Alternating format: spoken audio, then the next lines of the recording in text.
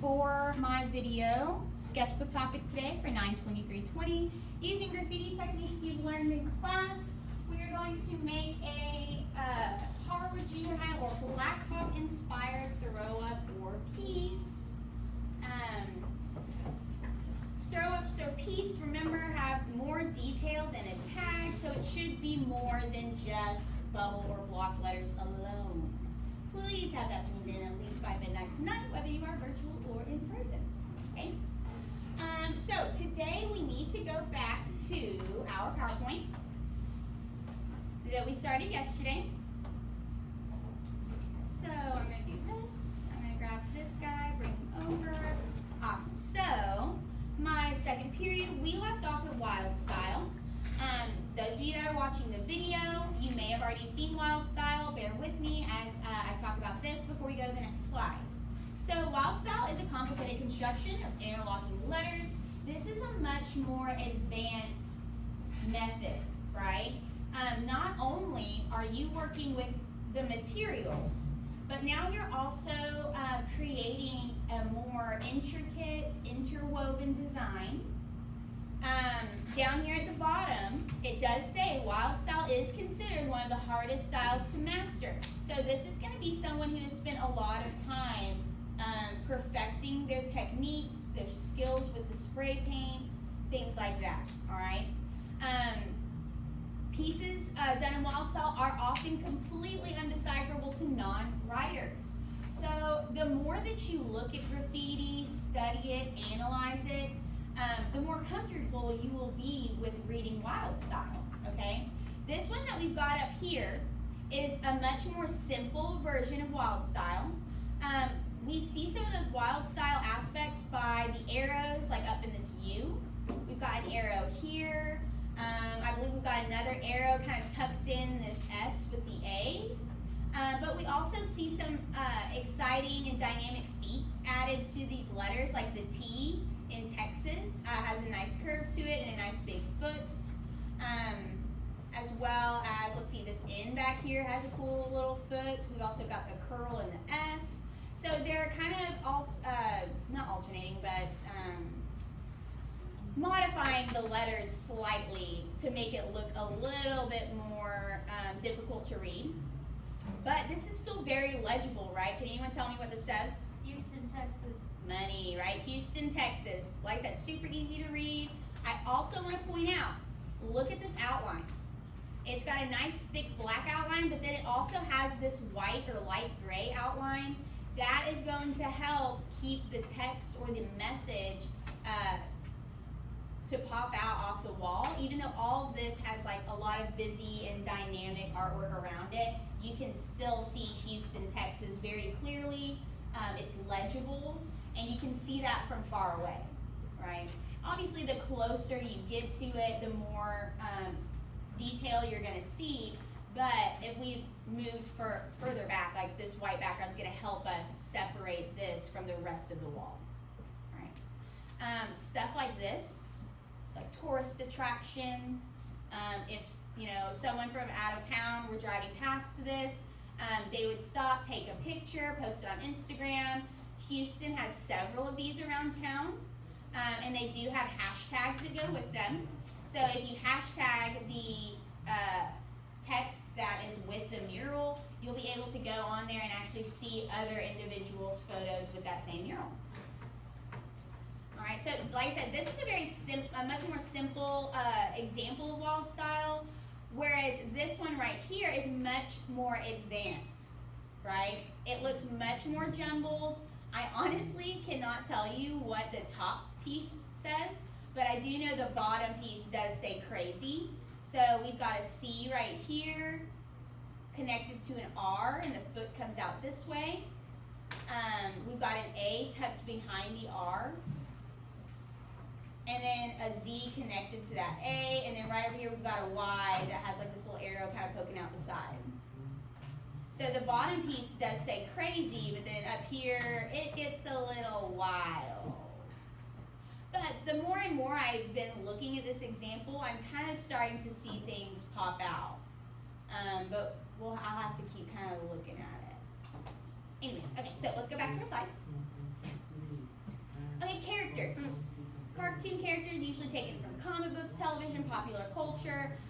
We're taking these well-known characters because a larger audience will connect with them, right? As opposed to picking something very niche or something that doesn't have a big following. So say you're a new artist and you've created your own character. Other people will not recognize this character because it's your character. Whereas this artist, who do we have up here on our board? Donald Duck, right? Very well-known face. We know that's Donald Duck. But what's different about this Donald Duck? Wearing a hat. Right, he's wearing a flat-billed trucker hat, which we don't typically see on the Disney Channel. So this artist has added some of his own personal style and touches to this character, kind of helping to escape those copyright laws. However, Donald Duck and some other Disney characters are public domain, so they can be recreated in certain aspects, right? But if you, I've seen artists who have used characters like SpongeBob, but instead of drawing SpongeBob as you see him in the show, they will draw him using a different set of clothing. So you know it's SpongeBob, but they've altered it in a way where they can still get away with it being a different character. So maybe it's, I don't know, super absorbent Bob.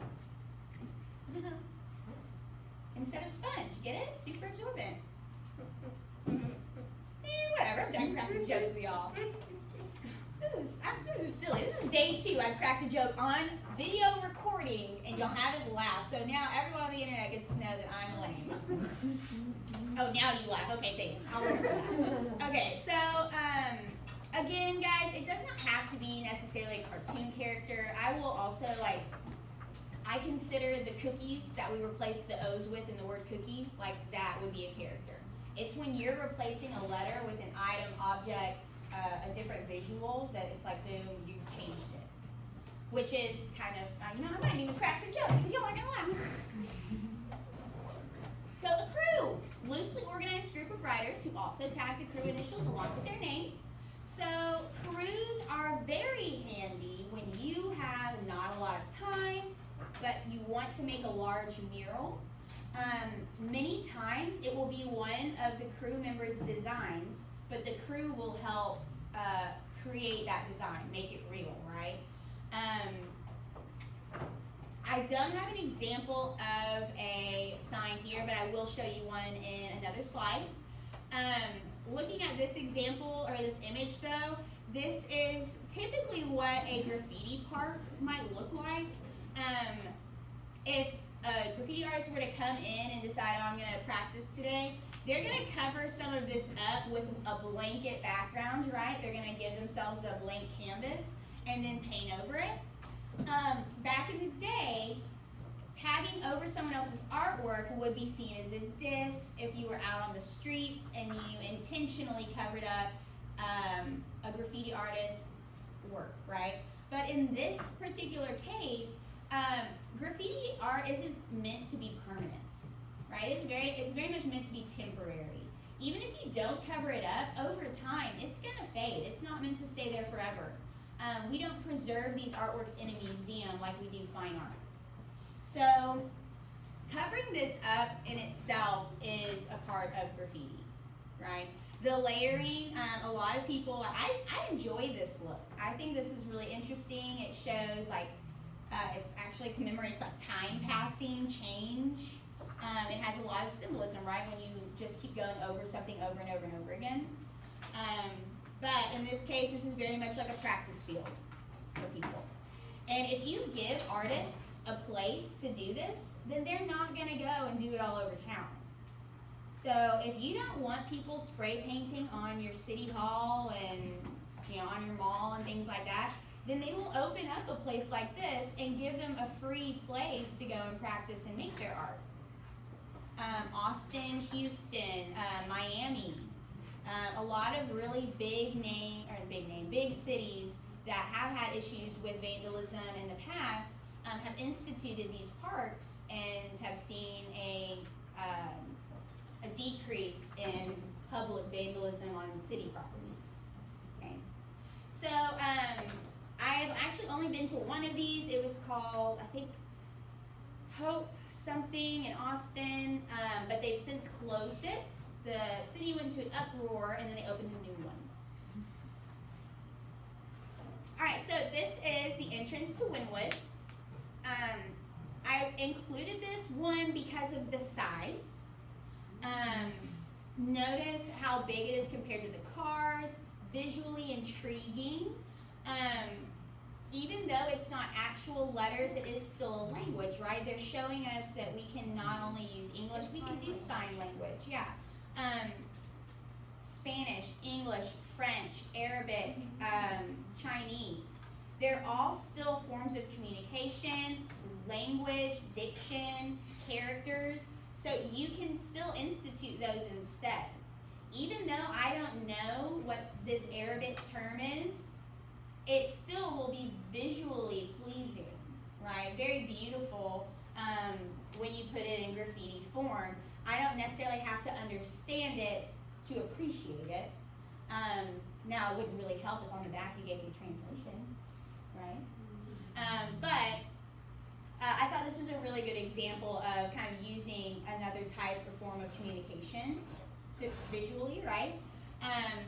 Looking at this, so we've got a W here, a Y, an N, another W. We've got two O's, so they've kind of done like glasses. So this is kind of more of like a character, even though we're still getting the sign language here. Excuse me. And then of course we've got D. We've got this nice splatter effect in the back. It looks kind of grayed out with some more hand signs behind it, like it was repeated. But that's all very light.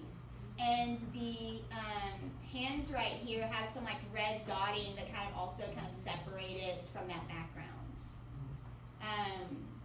So they made a lot of really big choices here. It's also got some shading. Yes. You mean like in this area? No, I mean the shading under the hands. Oh, yeah, like you mean like this, like that gray. Okay, yes, good call. So we do see some shadows here as well. And that is going to make it look like these hands are kind of popping off a little bit. They also look like Mickey Mouse's hands, like above below. Exactly. So we are calling back to another character, right? We've got that Mickey Mouse Disney feel. Good call, good call. Are these Mickey Mouse eyes? No. No. You know whose eyes those remind me of? Pete. Goofy's like nemesis. Oh. The big guy, Yeah, Pete. yeah, his name's Pete, right? And his son's PJ. Oh. That's whose eyes those look like. What's it to his son? So this is the entrance to, like I said, it's Wynwood in Miami. It is a graffiti museum. So you walk in, and this place actually is, it's just walls. I believe most of it is outdoor, and then they allow artists to come in, spray paint the museum. It stays for, 4, 5, 6 months, however long the duration of the exhibit is. And then they will bring in a new group of artists, and they will spray paint or make their art over the top of the previous ones. So it's an ongoing, ever-changing system. Not all graffiti museums work that way. In my personal opinion, I think this is much more natural, more raw, to just cover it up because it's temporary and not try to save it. Because, real graffiti is not meant to be procured and saved, right? But other graffiti museums do have artists work on planks of wood or plaster or not. Some do work on canvas, but for the most part, people try to use industrial materials like what you would use out in the real world, but then they will hang it on the wall. So you can take it off later, and it's not, like they don't have to keep repainting walls and stuff like that. But like I said, that's a little bit more like modern art, fine art, than this more like natural system. Okay, so we talked about 3D, right? Like when you take a letter back to that vanishing point, chop it off. That's like super basic 3D. But this is like realism, illusion 3D, right? He's not only using one wall anymore, we're using the entire environment. And he is lining up make, like, he's gonna have to step back and from the spot that he pictures the viewer standing, and he's gonna have to keep walking forward and lining things up, and making sure everything's just right from that perspective or that vantage point. What are some things that you see that make this look real? Yes, ma'am. The shadows. The shadows, right? Not even just the shadows on the hands themselves. That is important. If we didn't have these, we wouldn't be able to tell that the arm's actually round like a cylinder, right? So those values tell us it's round. But then we also have this really awesome shadow that tucks back across the floor. That is very important. That is what's making it look like it's popping off and hanging over the middle of the room, right? What else? What else makes this look real? That it's how it's coming through the wall. Yeah, right? The way that he has made it look like it's coming straight out. It's coming out of the wall. It's not just like a clear cut. He's actually brought some of the paint forward as if the hand is coming out of it, which was a good, really good choice there. Looking at these hands, what else about in this area? What do we got in here that's really selling this to me? It's on the other side of the wall. Okay, so we're using those three walls, but what I'm looking for is that texture, right? Look at all these wrinkles. These like shadows in the fingertips, all those little details. If I were a betting woman, which I'm not, but if I were, I would bet this guy probably had a photograph reference image of two people shaking hands. And he is paying attention to those highlights on the fingernails, the wrinkles in the knuckles of his fingers, like I said, the shadows in the knuckles. All of these things right here are selling the reality. And then, of course, adding those shadows is going to further push that illusion. So they've taken the idea of 3D and made it more realistic, right? So we went from just like 2D, perspective 3D, to now we're creating an illusion using multiple walls and many art techniques. So this artwork, obviously, we are using at least 3 colors. It does not have like a blocked background for itself. However, it is still popping off of the background because it is all one surface. Does really help it out. If we had like some type of molding across the middle and maybe it was like white from this point down, he probably would have had to give himself a background, right? Because you just want one flat surface. So he already had that, so he didn't bother with the background. But we do have this nice wave idea, some overlapping here. And then of course, it's still 3D. It looks like it's being pushed back this direction. And they have colored that 3D darker to make it look shaded. I did want to add this in just because I thought it was kind of interesting, like an interesting way to think about the letters. Okay, and then this one is a really good example of like a commercial commission. So if I were to look at this, I'm probably not going to go to these guys for my car inspection, right? This looks more like a body shop, like someone who's going to put some hydraulics and some rims on my car. West Coast Customs type of stuff. And I know that because of the style, the type of font they've used, the type of imagery they've used, that car that's in the bottom. They obviously do, like I said, body work. I'm not gonna go there for my my car inspection, right? Also notice that purple really pops, and it's got some really great value. This fade isn't like the one we saw before. The one we saw before faded from one color to another, whereas this one fades both directions, which is kind of interesting. It makes it look kind of illuminated, I think. It's got black, fades to purple, and then back to black. And they've done that on each piece. So you just get those little pops of purple, which I thought was really interesting. And then also, notice, this guy also used perspective. He's made it look like this flat wall is going back in space by using those perspective techniques we talked about. Alright, so yesterday we took a look at this example. I told you we are going to look at this guy's website. He is a current and living graffiti artist, still working today. I really enjoy his work. My friend showed it to me just the other day because he's pushing the preservation of graffiti. Okay, I had said before, graffiti's meant to be temporary, right? In its original state when we first began out in the streets. Art for everyone, right? Rich, poor, working, not working, young, old, it's art for everyone. But this guy, he has, and I know this is really hard to see, so let me explain. This is a train on a skateboard, okay? So these are actually 3 skateboards, but they have photographs printed across the back of this guy's work. So he does really, really large scale murals or masterpieces on rail cars, sides of buildings, and he fills the entire space. So I'm not just talking, rail car and then he's got some graffiti. I'm talking rail car and the entire rail car is covered. Top to bottom, side to side. Okay, so this is the bottom of the rail car. This is the top of the rail car. And then the ends are, of course, at the end of the board. And then you can see where his art is filling up at least half, if not more, of those cars.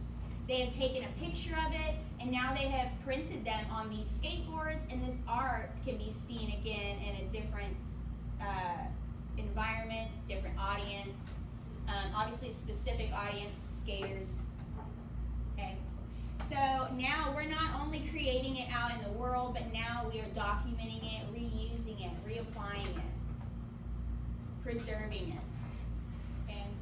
I'm going to actually go to his account. This right here.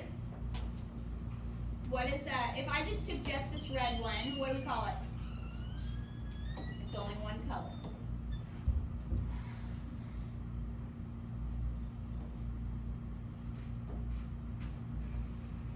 It's not a masterpiece. It's not a throw up. No, starts with a T. Tag. Tag. This silver? Yes. Sweet. Why don't you let me know outside? Thank you for saving us life. Okay, so yes, tag. So this is this guy's scene, his tag. By the way, scene is not his mother given name. That's obviously his graffiti artist name. So he's created a tag that he uses over and over again. You can tell he's done it so many times. I mean, these do not look different, right? They look identical. This is his tag. He's done it for a long time. And he's actually using it now to create a larger work. So he's taken this idea of something that we just do one time and run off, and he's repeating it over and over again to show a different type of visual pattern, which again is new as far as the use of the tag. So now the tag isn't just a signature anymore, it is the artwork. Okay? Looking at this, you can see that the tag is rotating. I am going to go back and scroll down because he does have, you can tell he's got a whole series, and they're all very different.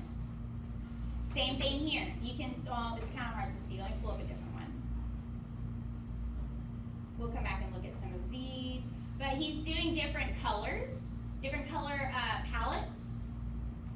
And again, this one looks rotated.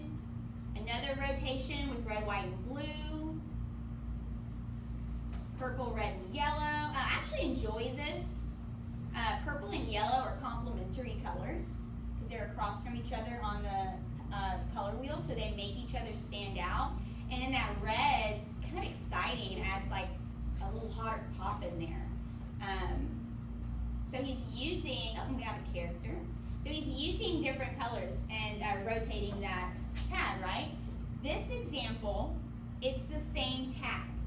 But instead of rotating it, he's created rows and rows and rows and is slightly changing that color over and over again. So his tag is creating a gradient. So like I said, this is like a great study where he's using the same idea or object over and over again, but he's incorporating it in different ways. Just like I was telling you to write your name 3 to 5 times, but then do each one in a different style. Same thing here. He's using his tag over and over and over and over and over again, but he's just incorporating it in slightly different ways, slightly changing this, slightly changing that, changing the rotation and direction, changing the color palette, and it's creating different designs and styles that are all very unique. We know this is the same tag, but these 3 pieces are completely different. This one and this one are very random. This one I enjoy because I like that it's horizontal or vertical. But then again, here's a close-up or a bigger one of the ombre effect he's done where he's just lining up the tag over and over and over again. Okay. Let's scroll down. He's got some great examples of characters in here. So we see some pop culture characters that we know. We see superheroes. We know these guys. But he also has really great examples of bubble and block letters, right? Again, this is his name, Scene, but we're using some really awesome bubble letters in here, great detail, more than 3 colors, fills the space. This is a really great example of a character, right? So he's got the word psycho, and he's changed the O out with a bomb. So this is a more like cartoon character type of character. Also, guys, look at that purple and that green. That really pops, right? This word's really standing out. The decisions that these artists are making based on color are going to help get the point or the energy they want to come across, right? If you want it to be really zen and like a calming graffiti, you're going to use zen and calming colors, right? If you want it to be bright and pop and wild, you're going to use colors that are really contrasting and catch the eye.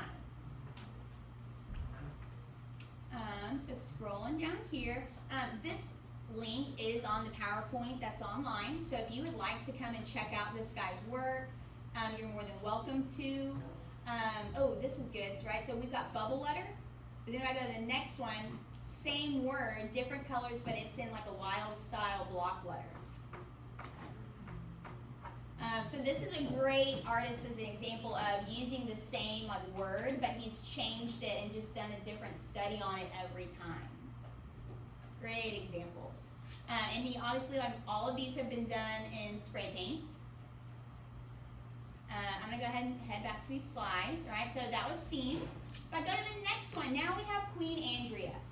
Okay, so the last guy did some really interesting graffiti artwork, right? Generic stuff.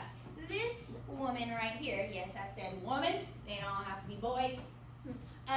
She does very commercial, big time murals. You can tell just from this is going to give you a really good insight on what the rest of her work's going to look like. She has a very specific style. Whereas the last artist, I felt like really pushed himself and tried different things and tried to incorporate different techniques. This artist definitely has a very distinct style that she sticks to. Notice once again, you've got this really great flat background that's separating you from all this texture in the back. She's got some awesome bubble letters. We've got a little bit of overlap here. She's added some shading with black. Now, does it pop out and is it super noticeable? No, but you still catch it. It still adds that little bit of depth to it. It would have been super flat if the black shadows weren't there. Looking at the inside colors, she's really made the queen stand out by incorporating a variety of colors. I like the star motif she's got going. And then, of course, Andrea is all like the same color palette. She has made this choice for a reason. Okay. Also notice that she's added these kind of fun like highlight diamonds over here. Just another fun little detail that also aligns with the star motif she's chosen. And then of course we have these really awesome white highlights too. Again, just adding dimension, right? Otherwise, this would just be aqua blue and green with purple. But adding this white highlight and this black shadow give it that feel of like a little bit of 3D, right? Just like it's popping off a little bit off that background. So let's take a look at her site. Notice, like I said, a lot of her work is in that same realm. Okay, all very bright, colorful, stands out. Lots of vibrant colors, lots of bubble letters and curls. But let's kind of scroll up here.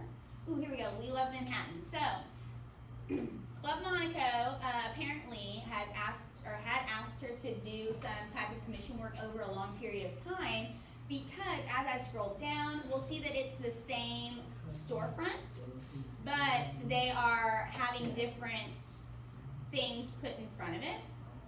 So she's obviously going in and out and changing it out every once in a while, so that way they have different types of murals. These are definitely things that would be considered Instagram-worthy tourist attractions. If I were visiting New York and I saw that, I'm definitely taking a picture in front of it and hashtagging probably Queen Andrea. Normally, you'd hashtag either the artist's name or they would have a hashtag attached that you would, post, kind of like the Houston examples that we saw before. But notice, guys, yeah, she's using all those techniques we've talked about. Maybe not this one. But okay, you know what? No, this is a good example. This probably not going to be seen very well from far away. So this is obviously not what she wants everyone staring at. This is actually just like a little side message made possible by Northwell Health. So obviously these people must have been who commissioned it. As I scroll up though, like I said, she's using bubble letters. We've got some shadows in 3D. We've got a big character here, a nice background. Same thing here. Ooh, we've got some drip going on here. Some more drip. Ooh, I like the stars. We've got clouds, some fun underlining, a really pretty fade from this light blue to lavender. It's like a kind of a silvery color. Again, we got some really nice bubble letters, multiple shadows, some 3D going on, nice flat background. Same thing, right?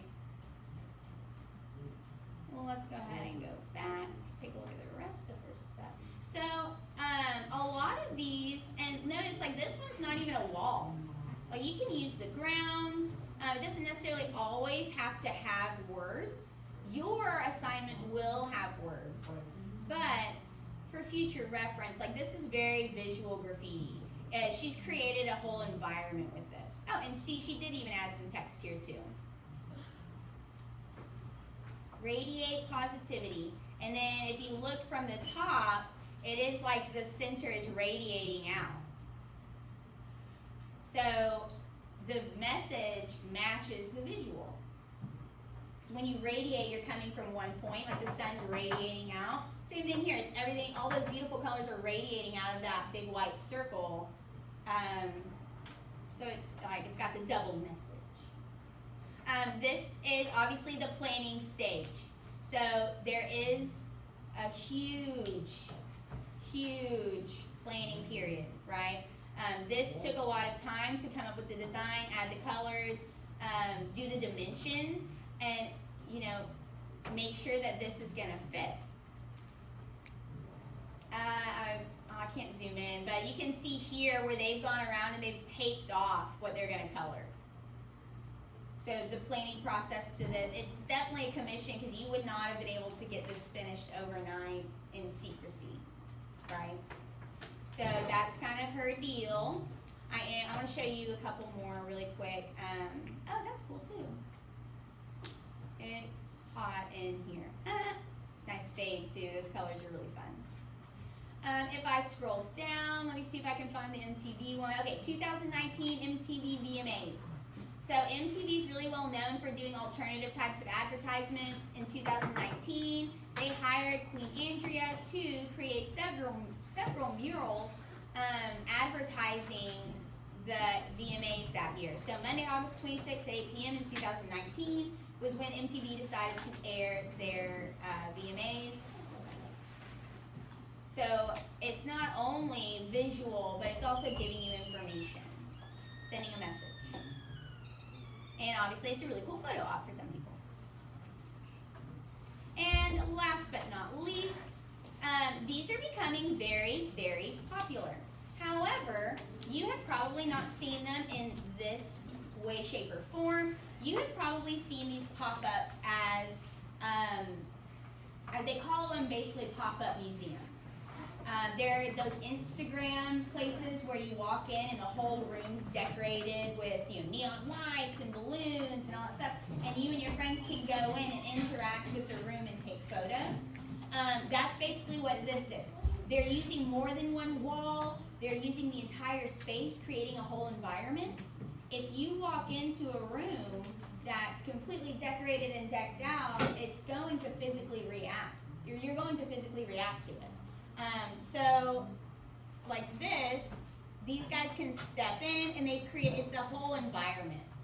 So, this is one of those Instagram worthy, you're part of the art situations. So you can tell they're completely encompassed by the art. It does call to McDonald's, so there is some type of message here, but this is very visual.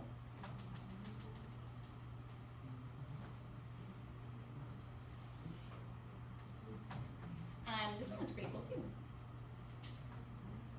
You can notice the color choices she's made. That background's really dark, and then the colors she used for the message she wanted to convey.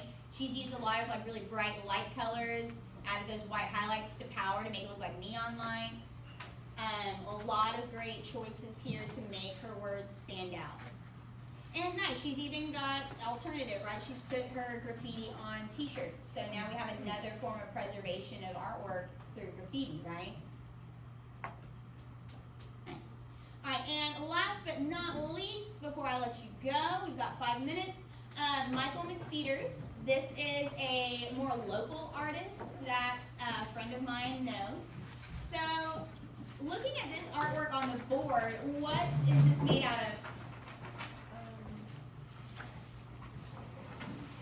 Is it made out of spray paint? No. No, it is not. It looks like what?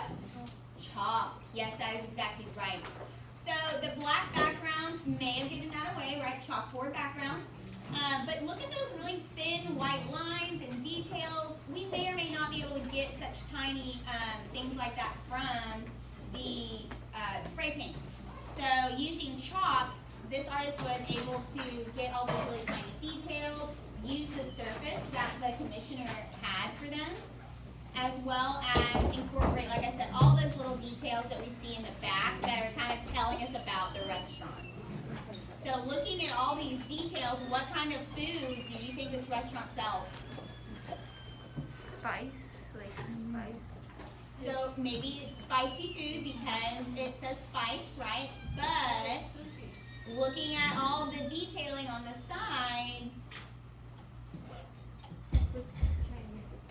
Chinese, Asian background, right? Look, we've got like some pagoda style architecture with some lanterns. And of course we've got some sushi over here. Lots of references to seafood. So this is going to be very Asian style food. Maybe has some sushi, lots of seafood, things like that. Okay. Now, as for the name, guys, that spice route comes from like trade routes in Europe and stuff. So that's kind of where that comes from. It may not necessarily mean spicy food. But yeah, so this is a really great idea or an example of an alternative type to spray paint graffiti, right? If I click on, actually, you know what, I'm going to wait. We're going to look at his website tomorrow. We will end here. And tomorrow we'll take a look at this artist's website, and then we will talk about the objectives for your project. Okay? We've got a couple minutes left. Please make sure if you borrowed any of my materials to make it back to the front, and please push in your chairs when you are finished.